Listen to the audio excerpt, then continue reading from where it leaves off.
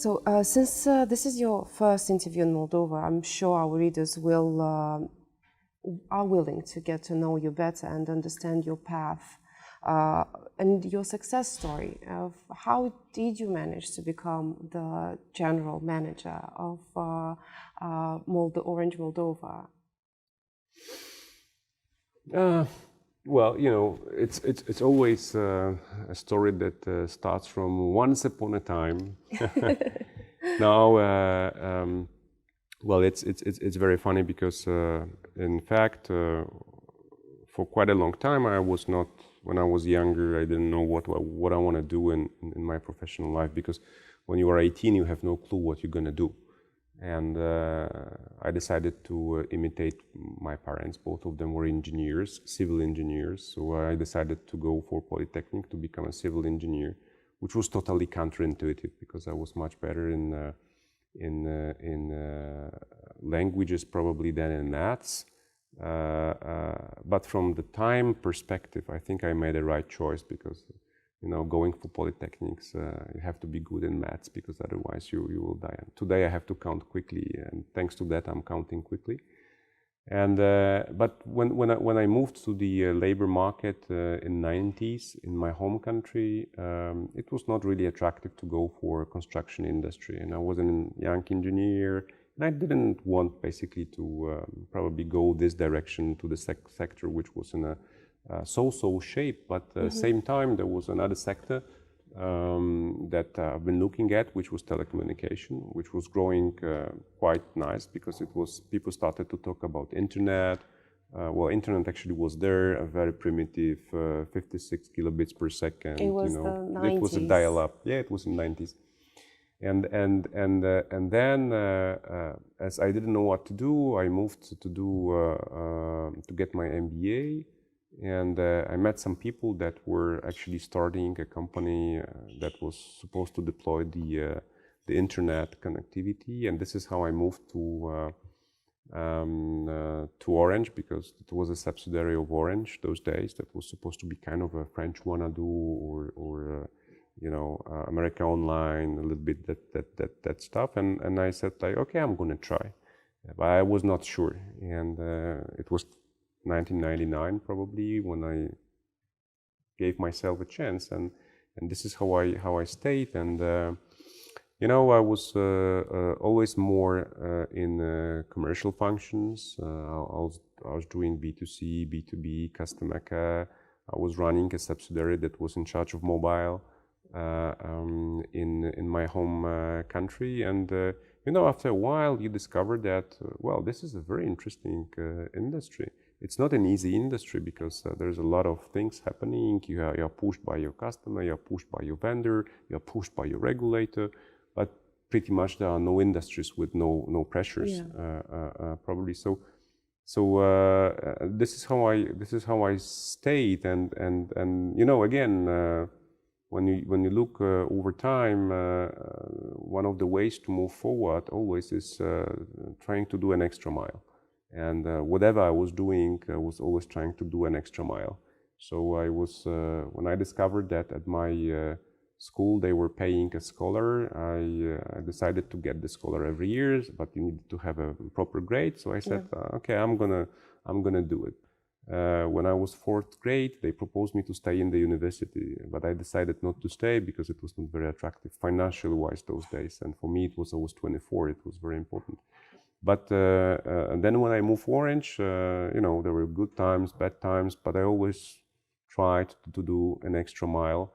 An extra mile means that I think I was able to objectively to give a little bit more effort and more sacrifice from myself than some other colleagues were able to do, and probably that was always putting me somehow in the spot where some important people were looking and saying, this is the guy, we should give the project to him because he never gives up. And that was probably one of the reasons. But this is all about having a kind of the idea about yourself, what you're gonna do. Sometimes you don't know what you want to do, but direction is important, and hard work, and timing, of course. And I used to joke that when we are kids, we are taught that, and this is Alice in Wonderland. We are taught that if you don't know where to go, any path, any way is good. That was the conversation between Alice and Rabbit, or I don't remember exactly. And this is okay when you are young. I mean, you know, this is the way we should grow our children, telling them, you know, try this, try that, you know, you don't have to decide now. It's a time for discovery. Then, when we are old, and I will quote Henry Kissinger, who used to say, if you don't know where you are heading at, you will go nowhere. So, you know, there is a big gap between being young and being old. And then you have whole life in between to find your inflation point. And some people are finding this inflation point. Some people never find. Some people are changing their job and their lives being 60 or 50 or 40, whatever. But I think the point is that at the end of the day, at least you need to know if you go north or south. And then if you feel like, okay, this is the direction I want to go, then just execute and just go fast. So I think that, you know, this is the mix of work, of timing, and of having probably right people in the right moment around me, just helping me to find the direction I want to go. That's why I involved in some time ago in voluntary moves with young students from poor families. Very talented people, and the idea was that I was going for the kind of meetings in the room, discussing with them about, okay, you can go and work in the corporation, and I can tell you how it works like. Somebody else was coming as an entrepreneur saying, I'm an entrepreneur, I run my own company, and this is how I came to this point in time. And those people quite often are really a very well-structured, talented people, but they don't have right people to exchange around them, because parents are either not with them anymore, or they are in a very bad health condition, and those people are basically looking for somebody to exchange thoughts, and this is where I started to work with them, and I discovered that people sometimes basically they want to listen to somebody and say, okay, I like your direction, maybe I will try it. And then after a while, they may change the direction because somebody else will say something. After you try all the 4 directions, you more or less know which one is good for you. And the sooner you know, the better for you, because then you have more time to go to your aim. But at the end of the day, I think that there is no magic. You need to work hard anyway. In your opinion, what are the factors, personal factors, that help a businessman grow? You need to understand the direction you go. What is your purpose? What is your purpose in life? What is your purpose in business? And then it's about execution. You can be a talented person that is not training, and what does it give you? Nothing. You know, I don't know if you've heard that Will Smith, the famous actor. Yeah, of course. He was once asked what is his advice to younger generation about how to become a successful person in life. And you know, he said, like, I would tell you 2 things.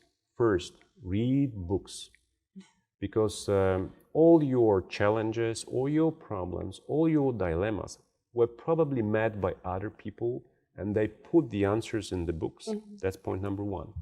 And point number 2 is do some sport, whatever the sport is.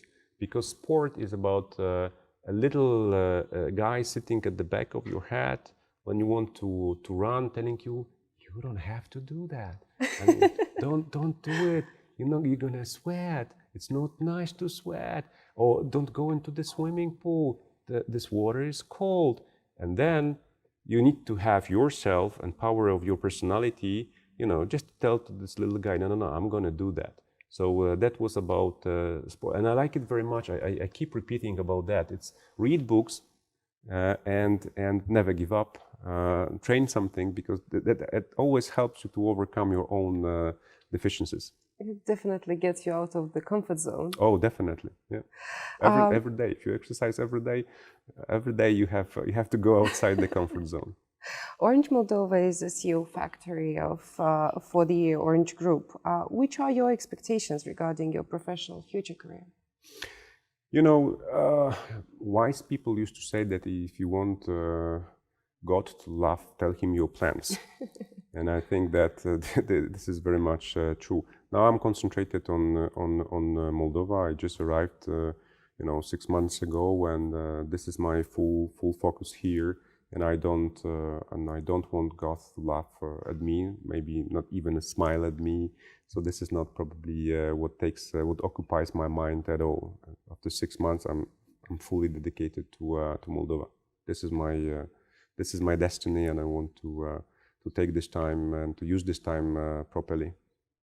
And last question: how attractive do you find Moldova for investors? Well, probably I'm not experienced enough yet to tell you what I think about Moldova regulations towards foreign investors, and I take part in some meetings with some investors within some associations or within some meetings. So I just listen to them. What I can tell you for sure is that you see Orange being an investor in Moldova for quite a long time. I think we have never been treated unfairly. I think we are treated fair. Doesn't mean that we are okay with everything that we face, but I think that overall, for us as an investor, this is the country where you can run the business. I could also answer that probably what I have already observed, but just 6 months, is that, well, probably each investor, not only foreign investor. When you are a foreign investor, it's more difficult because you are from outside. Stability and visibility is very important. So, to understand that if there is a glide path of something that's going to be introduced, if there is a plan of, decrease luxury tax for telco services, this is not going to be postponed. So predictability is very important, and I understand that Moldova is now, after presidential election, in the middle of the new discussion about election to come in July. I think that the sooner situation is stabilized, whatever is decision, this is decision of Moldovans. This is democracy, and everybody make her choices. But the sooner this is known, the better, because then you know who is your counterpart to discuss about taxation, who is your counterpart to discuss about other things which are important for your business. But again, what I want to underline is that we have been invested for many years, and I've never had us being treated unfairly. And I think fair treatment, this is what each and every investor is looking for. Thank you. My pleasure.